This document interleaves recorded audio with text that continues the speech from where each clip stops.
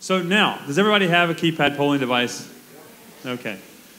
So you'll need one, and we're going to do the same sort of thing we did this morning, except this time the questions are not so easy. Because this morning it was, how old are you, and which county do you live in, and did you watch the Heat game? And so, all right, but now we're going to get into the controversial stuff. You are a focus group, a self-selected one, a knowledgeable one, as we learned, but we get to run some things by you that have been brought up over the last couple of years of getting to this stage, and get your reactions to them. Pamela, let's start with the first question. First, about participation. Now that we've told you about it, how many of you are planning to actually go online and use one of the tools, Twitter, Facebook, or the website, to keep this dialogue going? Starting the countdown now.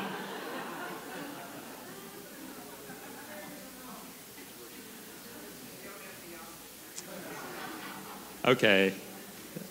Just making sure it's all working. And look at that. Lots of yeses, and that's what matters. Got a few absolutelys. They're going to dominate the conversation unless some of you yeses get over there. Let's go to the next question. How long does it take you to go from home to work? Or to school if you're a student? If you're retired, you can answer for the person in your household that's not, that sort of thing. Starting the countdown. How long is your commute to work?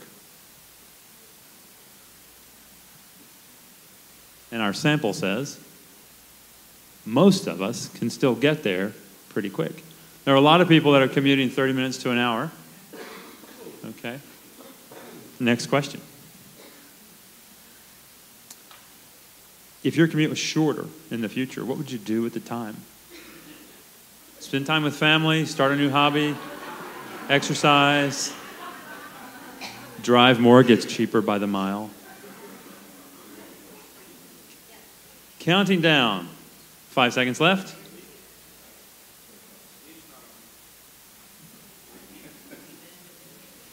Look at that. Remember that epidemic we talked about this morning? We may have found one of the answers. Next question. What factors would cause you to use public transportation? Transit. More convenient stations, shorter wait times, better vehicles, higher gas prices, really higher gas prices, or I will never, ever use transit. Countdown. Remember, if there's not an answer you like, pick the one that's closest. And the two that's closest. Okay, so look at that. Shortening the headways and getting the transit where the people are. One of the big answers. Okay. Next question. Looking back. Not 1962 necessarily, but did your parents walk to school when they were kids? Now this could be at any age, elementary, junior high, or middle school, or high school. Countdown starts now. Yes or no question, very simple. Did your parents walk to school? Maybe not every single day, maybe not uphill in the snow both ways, right? Look at that. Okay, 86%. You know what the next question is going to be. How about you?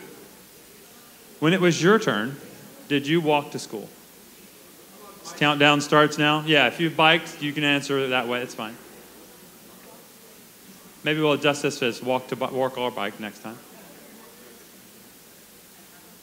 The number went down, but it didn't fall apart, right?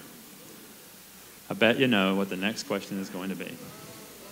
Next question. Do your kids, now, if you have grandkids in your family, you can answer for them. But who's walking to school now, or who is at school age now, and are they walking to school? Answer for your own household or one in your family. Yes or no?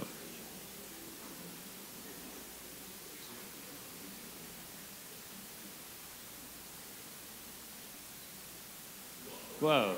Yeah, lost the result. There we go. All right. Actually, we use this question a lot as we travel around the country, and you are probably not surprised to know that that's pretty typical, especially in the Sun Belt. Next question.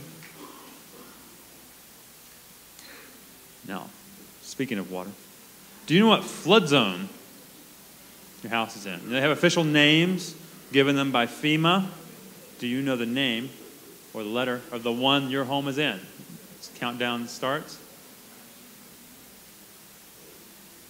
to think it's been a while since you thought about it? And the answer? Okay. That's higher than normal. Again, our sophisticated crowd.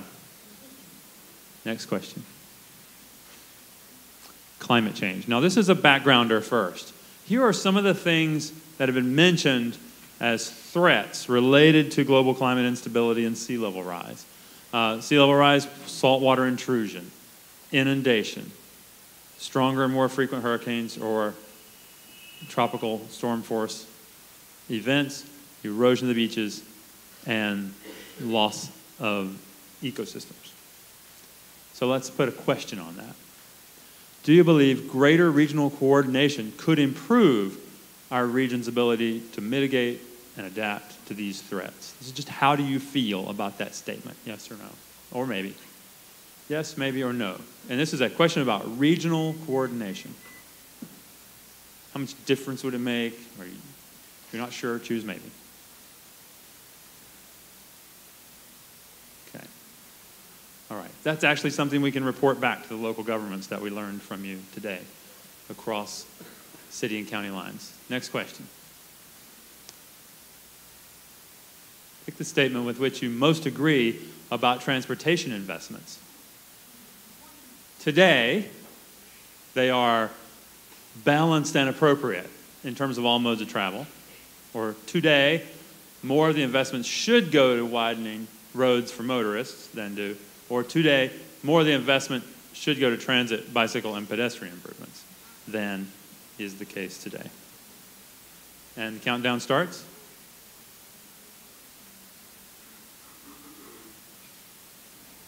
If you like it the way it is, choose one.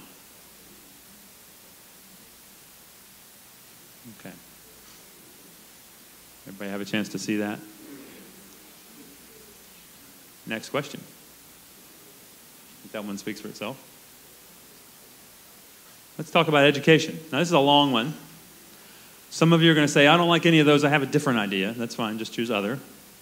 But these are the things that are often mentioned in political debate, in school board candidates' stump speeches, in discussions at the PTA meetings.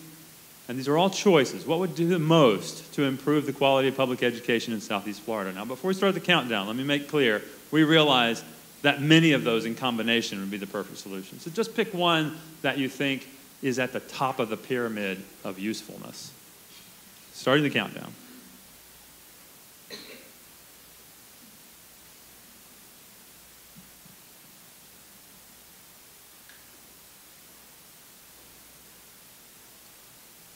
Okay. So now we'll leave this here for a minute so you can go back and forth between the numbers. So the top two are reducing class sizes, school sizes, and increasing the pay and quality of teachers. Okay. And split answers on things and the rest of the things. Okay, thank you. Next question. This is about our workforce. What would help the most to enlarge the talent supply in the region? We want you to choose two. We just talked about improving publication. That's one. Public education. That's one of the alternatives. Improve the quality of life by shortening commutes or decreasing the need for them. Expanding our university research institutions. Incentives for high-tech employers. And growing hip urban places to attract the creative class.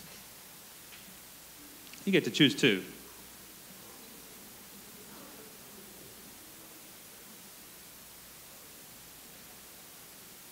This is hard, right? I told you this was harder than did you watch the Heat game.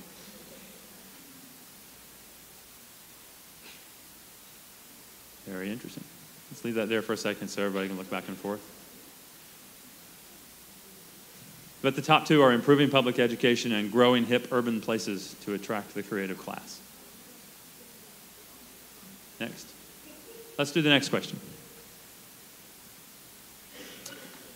Where you live.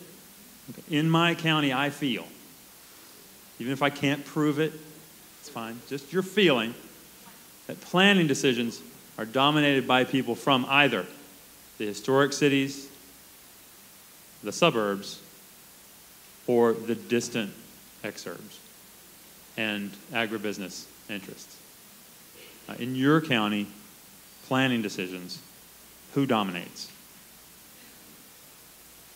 You're not going to be asked to prove it, by the way. It's okay. You just want to get a sense. And we did hear this come up this morning in the presentations. Okay. So look at that.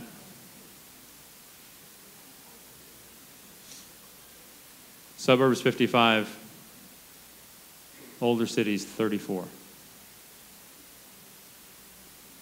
Okay. This is another easy yes or no question. Do you plan to attend the next things? Countdown.